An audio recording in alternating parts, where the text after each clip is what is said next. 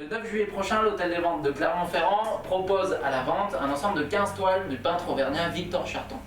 Victor Charton est né en 1864 à Bourgoin.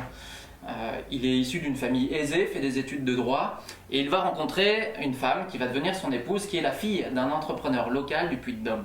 C'est comme ça qu'il fait la découverte des paysages auvergnats et c'est comme ça aussi que petit à petit il va se mettre à intensifier son travail sur la peinture.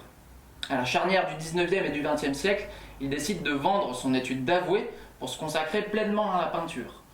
C'est un ami de plusieurs artistes célèbres de l'époque, Rodin, Monet, mais aussi Bonnard, avec lequel il fonde le Salon d'automne de 1903. Et dans une période en pleine effervescence, en plein bouillonnement sur les mouvements artistiques, eh bien lui, il garde de l'impressionnisme la peinture de la nature sur le motif. Et il va s'attacher à peindre cette nature en retranscrivant toute la lumière, toute l'intensité par des petites touches. Au fil des saisons, il peint une nature puissante et triomphante.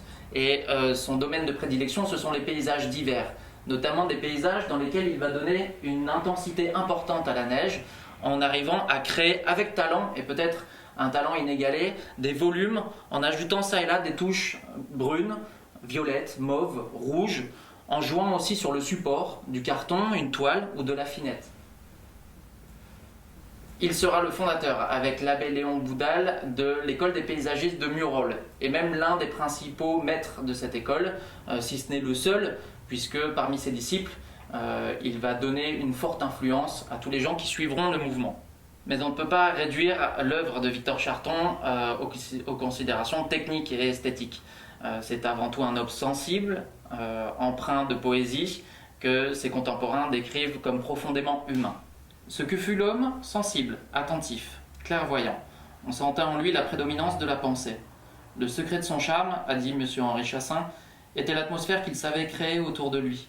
Il semble que chacun l'aimait parce qu'il faisait chacun meilleur.